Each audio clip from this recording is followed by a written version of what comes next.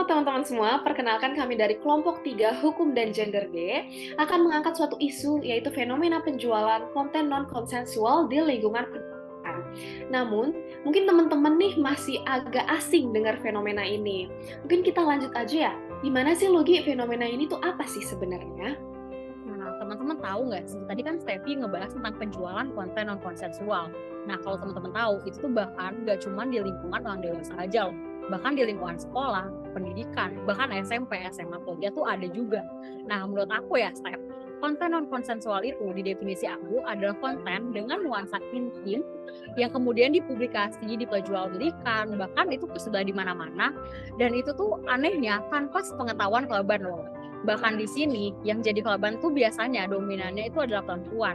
Kalau menurut kamu konten ini tuh apa sih?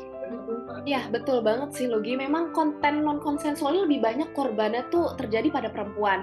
Dan parahnya lagi, seringkali terjadi dalam berbagai sosial media dan juga sering dianggap hal biasa bagi sebagian orang. Nah, yang menjadi pertanyaan adalah, kok bisa ini dianggap hal biasa? Iya juga sih. Kan logikanya Iya, pasti perjualbelikan ini mungkin udah ada platformnya kali ya. Kayaknya kita asik deh kalau kita langsung bahas gak sih, Steph? Kayaknya kita betul kenalin banget aja. sih. Oke, jadi yang bakal mengenalkan tentang fenomena ini adalah anggota kelompok kita nih, Logi. Ada Rafael, ada Faras, ada Gia, ada aku Stevi, ada Lugi, ada Niza, ada Aldo, dan juga ada Dul. Mungkin langsung aja kali ya. Oke, nah mungkin tanpa berlama-lama lagi kita langsung kasih tahu aja kali ya, Steph, ke teman-teman tentang konten ini. Yuk langsung check it out aja. Latar belakang tersebar luasnya foto intim perempuan dapat terjadi oleh karena dua faktor penyebab. Yang pertama, revenge porn. Revenge porn merupakan faktor yang paling umum terjadi, didasari oleh hubungan romansa antara pelaku yakni laki-laki yang memintakan langsung foto intim dari korban yang merupakan perempuan selaku kekasihnya. Atas dasar kepercayaan terhadap pelaku selaku kekasih yang tidak akan menyebarluaskan, korban menyerahkan foto intim miliknya kepada pelaku. Namun, penyebarluasan kemudian dapat terjadi dikarenakan pelaku merasa dirugikan atas kandasnya hubungan di antara mereka. Atas dasar balas dendam, pelaku kemudian menyebarluaskan foto tersebut. Kedua, adanya peretasan terhadap privasi yang dimiliki perempuan. Peretasan dapat terjadi terhadap barang elektronik seperti handphone dan komputer maupun terhadap akun media sosial oleh pihak yang berkemampuan untuk melakukannya. Melalui peretasan, pelaku dapat dengan mudah memperoleh foto intim dari korban tanpa konsen dan pengetahuannya untuk kemudian ia sebarluaskan. Posisi perempuan yang rentan sebetulnya bukan hanya sesuatu yang bersifat pribadi, tetapi merupakan gejala dari peminggiran struktural akibat patriarki. Sebagaimana didemonstrasikan kritik feminis legal theory, bahwa hukum pun ternyata bias, sepanjang sejarah perempuan seolah terlupakan dan sengaja dikucilkan dalam masyarakat yang dibentuk laki-laki.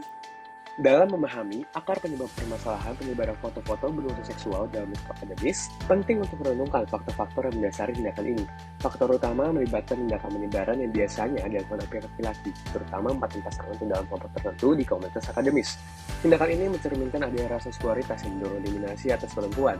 Kedua, perempuan seringkali tempatkan dalam posisi minim kuasa secara sistemik, tercermin dalam penggunaan harmful statement dan juga victim blaming culture. Kedua hal tersebut dapat menciptakan lingkungan tidak aman dan juga menambah beban emosional bagi mereka, serta memperkuat norma sosial mengesampingkan tanggung jawab pihak kesebenarnya melakukan tindakan menyebar. Kemana kita dapat melapor apabila kita menjadi korban atau saksi dari fenomena penjualan konten intim non-konsensual di lingkungan pendidikan. Apabila kamu ingin melapor kepada pihak kepolisian, kamu dapat terlebih dahulu untuk meminta bantuan kepada LBH Apik yang dapat memberikan pendampingan, pembelaan, dan bantuan hukum. Apabila peristiwa penjualan konten intim non-konsensual tersebut melibatkan anak di bawah umur, kamu dapat melapor kepada unit pelaksana teknis daerah perlindungan perempuan dan anak. Selain itu, apabila kamu merupakan sivitas dari perguruan tinggi, kamu dapat melapor kepada Satuan Tugas Pencegahan dan Penanganan Kekerasan Seksual di kampusmu. Satgas PPKS juga dapat mendampingi kamu apabila kamu memutuskan untuk melaporkan peristiwa tersebut kepada pihak kepolisian. Kamu juga berhak untuk mengajukan bantuan digital agar konten tersebut berhenti tersebar. Permasalahan kekerasan seksual yang mendapatkan sorotan adalah penjualan foto-foto bernuansa seksual di lingkungan akademis. Fenomena ini menggambarkan masalah atas penyalahgunaan dan pelanggaran privasi, sehingga timbul urgensi akan pentingnya persetujuan yang jelas dalam interaksi personal, terutama di lingkup akademis yang seharusnya menjadi tempat aman. Solusi masalah ini haruslah holistik, Institusi pendidikan dan pemerintah perlu membenahi melalui edukasi tentang privasi digital serta kesadaran akan persetujuan.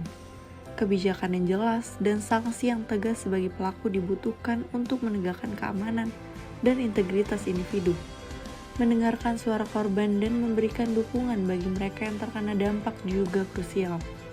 Jika kamu menghadapi situasi yang serupa, jangan ragu untuk mencari bantuan. Kumpulkan bukti dan ingatlah bahwa ini bukan kesalahanmu.